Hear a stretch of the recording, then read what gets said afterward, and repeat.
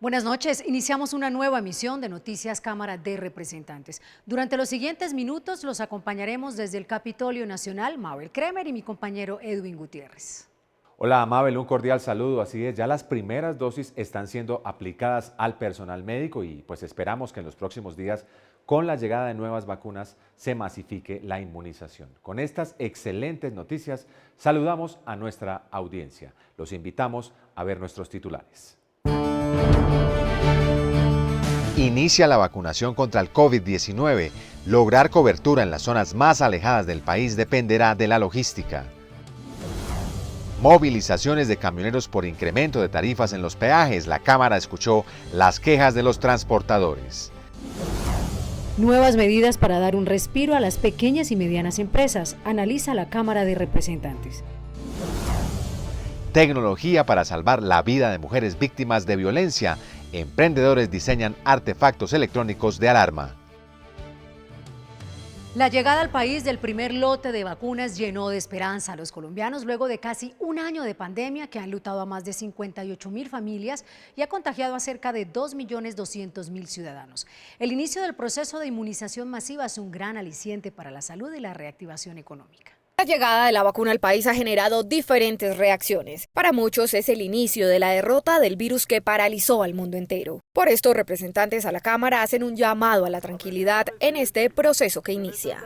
Este es un plan de vacunación que nos llena de esperanza, un plan de vacunación de cara a las regiones, a los 32 departamentos de Colombia. Con la vacunación no se hace política, hay que apoyar al presidente, hay que apoyar a los gobernadores, a los alcaldes, para que lo más pronto posible se vacunen todos los colombianos. Lo que hay es que aplaudir al gobierno nacional y por supuesto al presidente Iván Duque y al ministro de Salud por esa labor titánica. Ya esta llegada de estas 50.000 vacunas y la llegada de las otras 190.000 que llegan este fin de semana, lo que significa es esperanza para todos los colombianos de que llegaremos pronto a la inmunidad de rebaño.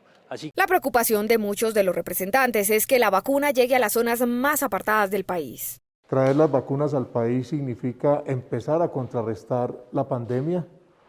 Le pedimos sí a las autoridades de todo nivel, nacional, departamental y municipal, una absoluta coordinación en el proceso y en el plan de vacunación en todo el territorio nacional. Esas zonas rurales también son Colombia y también merecen superar la crisis generada por el COVID-19. Si la vacunación no está garantizada, ni siquiera en los grandes centros urbanos donde hay todas las posibilidades, la conectividad, la energía, los equipos y el personal calificado, mucho menos va a ser posible en los centros rurales. Colombia ha sido reconocida a nivel internacional por sus procesos de vacunación. Por eso los legisladores esperan que en este nuevo plan de vacunación se aplique toda la experiencia recibida años atrás. Colombia tiene experiencias en las cuales ha estado desarrollando vacunación hace muchos años. Es importante usar esa cadena de logística efectivamente para que estos sectores tan alejados a nivel del centro del país pueda ser atendido también en las mejores condiciones que se requiere en este Plan Nacional de Vacunación. Para muchos representantes, el orden y la logística de este proceso será clave para que el plan de vacunación se adelante de forma exitosa. Por ser uno de los departamentos más afectados por la pandemia, el Amazonas fue priorizado en el proceso de vacunación. Representantes de esta zona del país venían insistiendo y gestionando ante el gobierno nacional por la atención urgente que requiere el departamento, sobre todo ante la amenaza de la cepa brasilera, que ya probó ser mucho más contagiosa. Que llegan a atender parte de estos biológicos de inmunización del Amazonas a partir del 23 de febrero, como una prioridad del gobierno nacional para contener la circulación de la variante brasilera P1 de COVID-19 en nuestro territorio. Estamos trabajando articuladamente con Presidencia y el ente territorial en la apertura progresiva del aeropuerto de Leticia y en la atención de las necesidades de los pasajeros varados en Leticia y en Bogotá. Tenemos conocimiento de las operaciones de vuelos humanitarios, pero reiteramos el llamado de SOS al gobierno para que ponga cuidadosa atención a la especulación de las tarifas aéreas. La Autoridad Nacional de Salud Pública conoce los espacios y los territorios donde hay que actuar con más prontitud para la vacunación de la población. Bienvenida entonces la vacuna al Amazonas, a La Guajira, al departamento de Sucre, a las comunas y a los barrios de las grandes ciudades, que es donde hay un riesgo mayor de adquisición del virus. El alto costo de los peajes y la cantidad de los mismos que los transportadores deben pagar en un trayecto relativamente corto desembocó en un nuevo paro de camioneros en el país. Desde hace varias semanas la Cámara viene advirtiendo sobre la problemática y se alista a dar trámite a una iniciativa para reglamentar las tarifas y las condiciones de contratación de las concesiones viales. La situación de los transportadores motivó una audiencia pública en la Cámara en la que se analizó los costos y la eliminación de varios peajes por terminación del contrato de concesión, como en el caso de los peajes del Valle de Aburrá. Esta lucha es para que ninguno de los municipios del norte del Valle de Aburrá esté perjudicado con los peajes. Según los representantes, el incremento de las tarifas no es oportuno y deberían congelarse para permitir que el sector transporte pueda reactivarse y mitigar las pérdidas ocasionadas por la pandemia. Yo digo no al incremento de los peajes para el transporte de carga y de pasajeros. Las circunstancias generadas por el COVID-19 nos ha afectado en nuestra economía. Hay una recesión. Por eso necesitamos garantizar la permanencia en los costos de los peajes para que nuestra economía repunte nuevamente, para que haya fluidez en el transporte. El sector transportador, nuestros campesinos y en general los colombianos, no podemos asumir incrementos en las tarifas de peajes por encima de la inflación y considero inconveniente autorizar nuevas alzas cuando apenas estamos iniciando la primera etapa de vacunación. En las últimas semanas la corporación viene insistiendo sobre esta problemática y anunció que a partir del mes de marzo se iniciará el debate de un proyecto de ley para regular las tarifas, el tiempo y la distancia de los peajes. Precisamente para hablar de esta problemática y de otras situaciones que inquietan a los transportadores en el país, hemos invitado como protagonista esta semana al representante Jorge Gómez Gallego. Representante, buenas noches. ¿Cuáles son las quejas del sector transportador de carga y de pasajeros en el país y qué soluciones estarían planteando desde la Cámara? Sí, hay una gran indignación entre el sector transportador por el enorme incremento de las tarifas de los peajes. Y además está incrementando nuevamente de manera muy acelerada el precio de los combustibles. Y por el otro lado hay una caída dramática de los precios de los fletes. Yo he propuesto insistentemente y creo que el gobierno debería atender esta solicitud y debiéramos discutir un mecanismo diferente para financiar las vías al de los peajes. Porque los peajes no solo son muy abusivos, sino que además son antitécnicos. Debe saber la ciudadanía que cerca del 30% del recurso que se cobra en un peaje no va a la vía, no va directamente a la vía, sino a los costos de administración del peaje, del propio peaje, del solo peaje. Y del 70% más o menos que pasa a los concesionarios, de ese dinero también están las enormes utilidades que obtienen los concesionarios y el sector financiero que financia las obras de estas vías de las 4G en este caso particular. Así que hay que pensar, el país tiene que pensar en cambiar el mecanismo de financiar estas vías, de la modernización de las vías y no descargar todo el peso sobre los transportadores que al fin y al cabo le están prestando un enorme servicio al país con muy baja rentabilidad. ¿La proliferación de plataformas para transporte de pasajeros ha afectado al gremio de los taxistas? ¿Llegó la hora de apoyar este sector? Desde luego, la proliferación de plataformas, sobre todo de plataformas de multinacionales, cuyos ingresos no se quedan en el país, sino que se van a paraísos fiscales y a otros sitios del mundo, ha hecho que se les establezca una competencia desleal a los taxistas e ilegal a los taxistas con vehículos particulares, sin tener que tener la afiliación a la seguridad social y con todas estas cosas. Se requiere que el servicio público individual de pasajeros, que se llama taxi, cumpla unas normas. No se puede permitir que las ciudades se inunden de todo tipo de vehículos particulares, de todas las características habidas y por haber, compitiendo deslealmente con nuestros taxistas. En el proyecto de ley que hemos propuesto conjuntamente con el senador Robledo, estamos proponiendo que haya la exigencia estricta de la seguridad social para todos los conductores de taxi y que quien quiera establecer transporte público individual de pasajeros tenga que construir una empresa de transporte y someterle a las reglas que en Colombia ya están perfectamente establecidas. A propósito, representante, hay mucha confusión respecto de los recursos que giró el gobierno nacional para apoyar a los empleados de las empresas de transporte. ¿Qué pasó con esos recursos? Sí, claro, es una situación que debe aclarar suficientemente y de manera rápida el gobierno, porque a las empresas de transporte de individual de pasajeros, a las empresas de taxi, les entregaron inicialmente el PAEF, el programa de ayuda al empleo formal.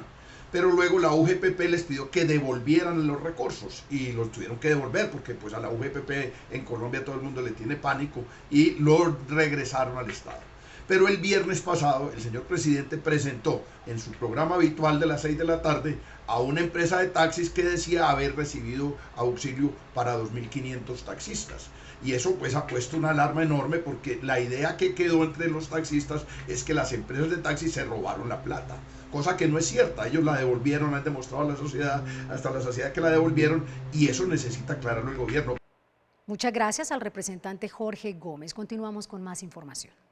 Y desde la Cámara se continúan diseñando nuevas alternativas para recuperar el empleo y fortalecer la industria en el país. Los representantes avanzan en una serie de estímulos para evitar el cierre de empresas que claman por más ayudas. Hoy muchos empresarios aseguran que por falta de liquidez cada vez más les es difícil mantener los empleos que generan. Muchos pensaron que la reactivación iba a reaccionar de forma acelerada, pero el panorama ha sido diferente. Por esto muchos claman ayuda para poder continuar. Desde la Cámara de Representantes se buscan alternativas para evitar la pérdida de empleos.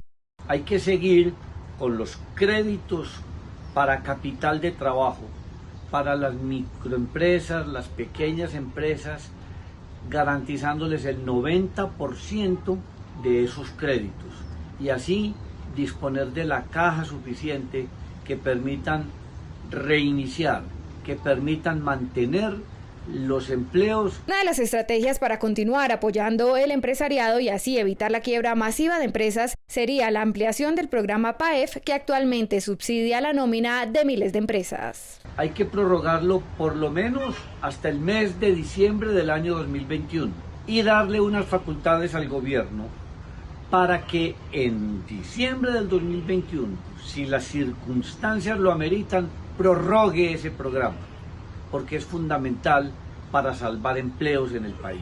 También se buscará proteger a las empresas en la nueva reforma fiscal anunciada por el gobierno nacional para evitar que paguen más tributos. La reducción en la renta para las micro y las pequeñas empresas, que esperaría que sea más o menos a la mitad de lo que hoy pagan, debido a la situación del COVID que se tiene en este momento en el país y en el mundo entero. Tenemos que tener cuidado que una reforma tributaria no vaya a significar una contracción en el consumo, un golpe al bolsillo de los hogares colombianos y la afectación a las empresas que con gran esfuerzo están buscando salir en este momento de la crisis.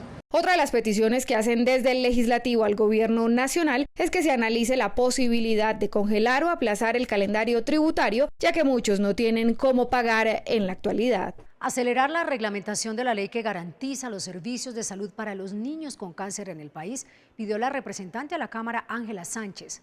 La llamada Ley Jacobo es una realidad, pero durante la pandemia han persistido las barreras de atención y otra serie de anomalías que hacen urgente la intervención del gobierno. Con motivo de la conmemoración del Día de la Lucha contra el Cáncer Infantil, que cada año registra alrededor de 2.000 nuevos casos, se siguen evidenciando cifras preocupantes frente a la atención que reciben los niños que padecen de esta enfermedad. La Supersalud nos revela que en el último año 118.600 peticiones, quejas y reclamos de más existen por no tener acceso a una cita con un especialista. Y es que de acuerdo a una encuesta que realizamos con 200 padres de familia, las barreras para el tratamiento persisten en el país. El no tener una cita a tiempo con un oncopediatra es una de las causas principales de la muerte de nuestros niños que tienen cáncer en el país. Asimismo, la demora y negación de los tratamientos, medicamentos y de las autorizaciones siguen siendo un gran problema para los enfermos de cáncer. Es por esto que desde la Cámara de Representantes se está haciendo un llamado urgente al Gobierno Nacional. Clamamos al Ministerio de Salud para que reglamente rápidamente nuestra Ley Jacobo, la Ley 2026 del 2020, que garantiza una atención continua, integral y prioritaria desde la presunción del cáncer y durante todo el tratamiento hasta el final. Además, elimina la famosa autorización médica, es decir, que el niño tendrá derecho a su tratamiento sin ningún tipo de excusas. Estamos muy atentos a contar con esta reglamentación que busca garantizar su atención integral. Nuestra bancada aportó en esa ley con dos propuestas esencialmente. La primera, que existan más mecanismos para la detección temprana de cáncer infantil con el apoyo de los profesionales de la salud y una mayor pedagogía para los padres de familia. Y en segundo lugar, que exista reducción de factores de riesgo, como la promoción en salud y mejores estilos de vida saludable. Para las congresistas, la reglamentación de la Ley Jacobo, aprobada en junio de 2020, cambiará la vida de miles de niños y familias que hoy suplican por una atención oportuna. Tecnología para salvar la vida de mujeres víctimas de violencia en el país. La Comisión de Equidad de Género, junto con el gobierno, el Banco Interamericano de Desarrollo y ONU Mujeres, lanzaron la convocatoria Violencia Cero, en la que emprendedores presentaron propuestas de alerta en tiempo real que eviten crímenes contra la mujer. El programa convocó a los mejores genios de la tecnología con el fin de implementar una plataforma que ayude en tiempo real a las mujeres que sean víctimas de violencia en el territorio nacional. 30 equipos de innovadores tecnológicos vivirán una experiencia única de formación. Serán parte de una de las comunidades de impacto más grandes de América Latina. Estamos esperando encontrar ya al aire todas esas soluciones para que las utilicemos en todo el país y podamos de una manera efectiva utilizar la tecnología para cuidar a las mujeres. En el 2020 se presentaron 227 casos de feminicidio, 33 de esos casos contra niñas y adolescentes. Es doloroso ver que en el 2021 ya se han registrado más de 13 feminicidios. La violencia machista le sigue arrebatando la vida a las mujeres y niñas de Colombia. La violencia contra las mujeres es un flagelo que en tiempos de pandemia ha dejado cientos de víctimas en todo el país. Los casos más sonados son el feminicidio de Ana María Castro en Bogotá, el doble feminicidio en El Dorado Meta y el asesinato en Cali de una niña. El flagelo y violencia contra las mujeres debe terminar de inmediato a través de la tecnología, implementando una estrategia real para que las mujeres que sean abusadas, las niñas, el Estado de inmediato llegue a brindarles el apoyo que requieren. En la última etapa del proyecto, los mejores 3 equipos recibirán incentivos por $20.000 para el desarrollo de las iniciativas. La final del concurso será el 9 de abril, con el desarrollo de los 3 proyectos ganadores. Su implementación será en todo el territorio nacional. Un nuevo llamado para avanzar en el endurecimiento de penas para quienes sean responsables de reclutamiento forzado de menores hizo la bancada del Centro Democrático. En el marco de la conmemoración del Día Internacional contra el Reclutamiento Forzado a Niños, Niñas y Adolescentes, es evidente que en nuestro país esta práctica sigue siendo utilizada por los grupos al margen de la ley. Colombia sigue siendo el país donde más niños se reclutan en el mundo. En la frontera colombo-venezolana, en el primer semestre del 2020 se reclutaron más de 20.000 niños. En pandemia, las disidencias de las FARC y los grupos armados al margen de la ley han continuado reclutando niños, niñas y adolescentes. El reclutamiento es un flagelo que condena a nuestra sociedad a vivir en una elipse permanente de violencia. Es por esto que los representantes del Centro Democrático hacen un llamado al Senado de la República para agilizar el trámite del proyecto que busca castigar fuertemente a los reclutadores de menores. Una de las herramientas es el fortalecimiento de las penas, tanto la privativa de la libertad como las multas.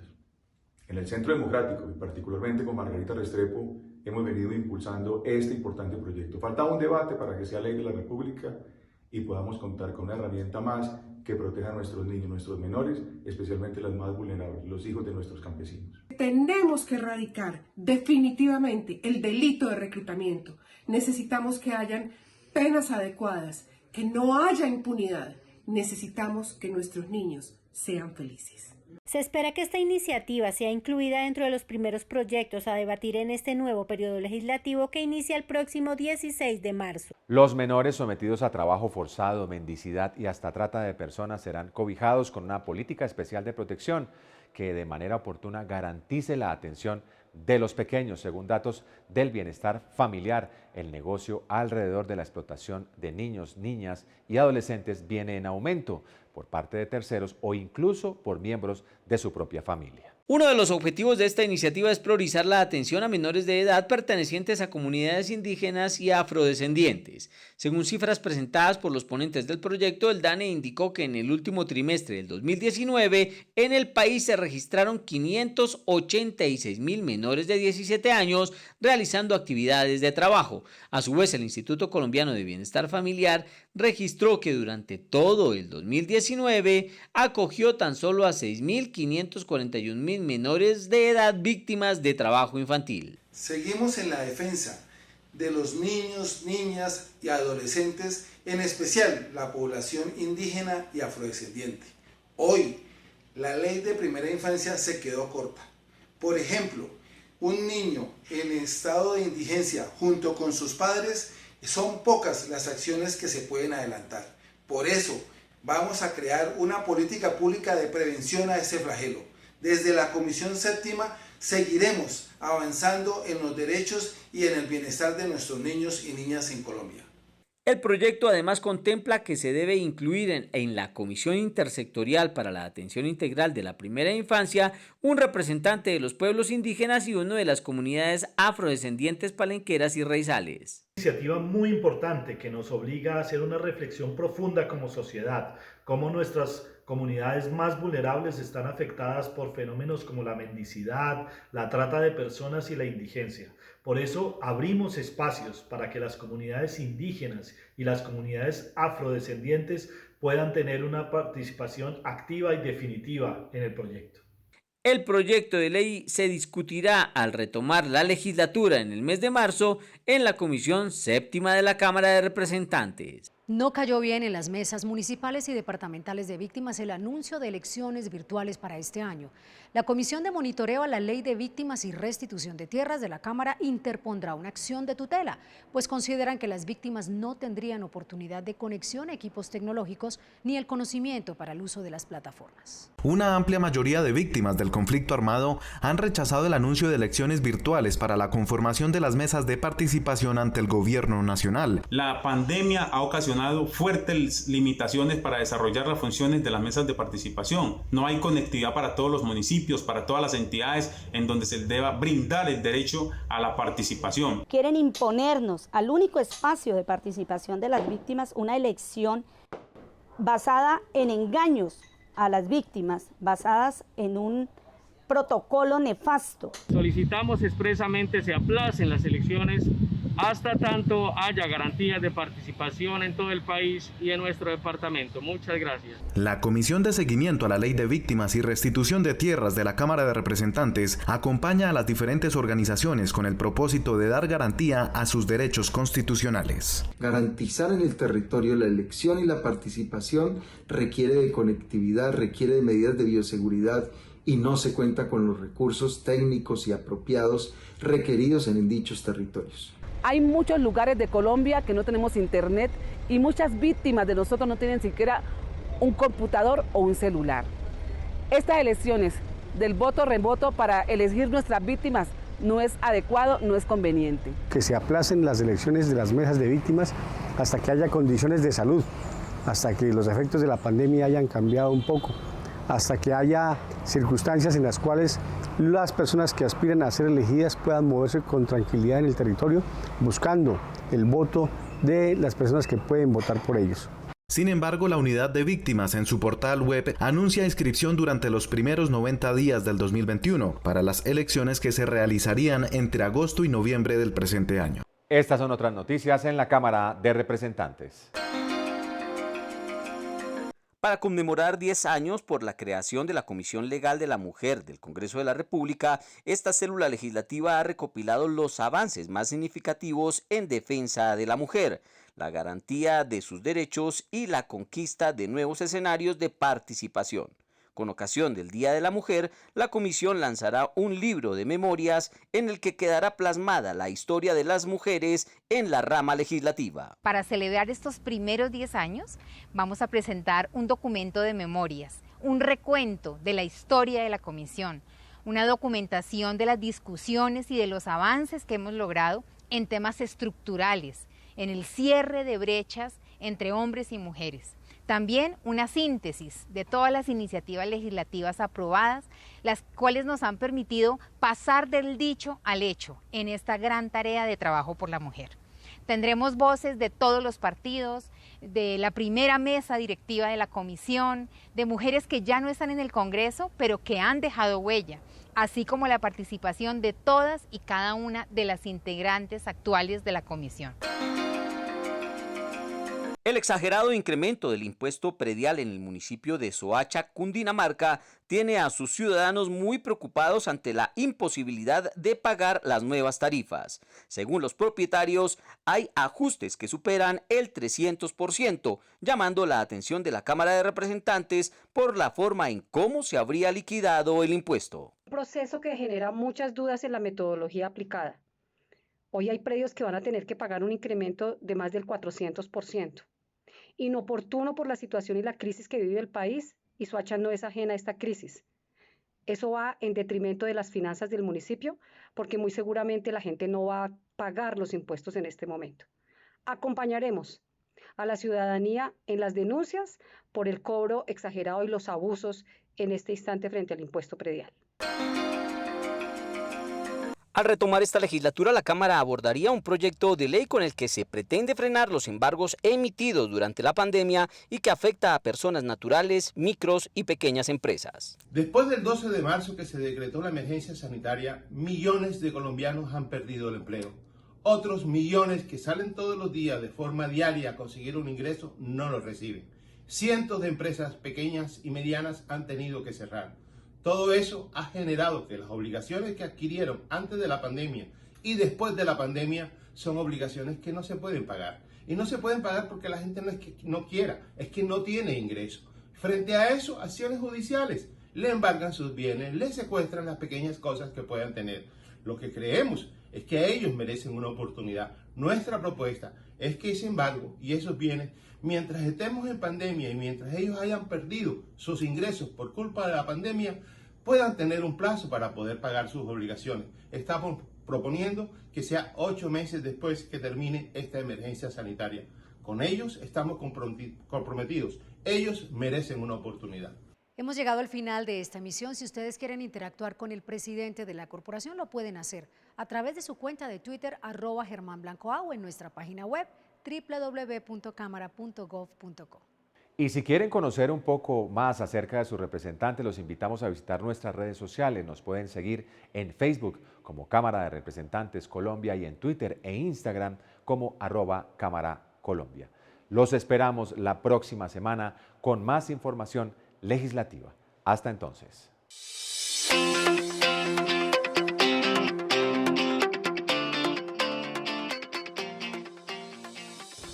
Hola, mi nombre es Milton Angulo, representante por el Valle del Cauca, Partido Centro Democrático.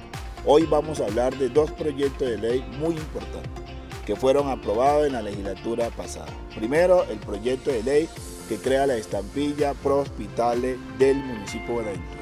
Este proyecto de ley va a generar más de 200.000 millones de pesos que va a fortalecer el sistema de salud de Buenaventura. Otra ley importante es la ley de fortalecimiento al sector turístico. Esta ley va a reactivar el sector turístico que ha tenido muchos inconvenientes con la pandemia. Va a generar unos beneficios importantes al sector. Estuvo con ustedes Milton Angulo. Síganme en mis redes sociales.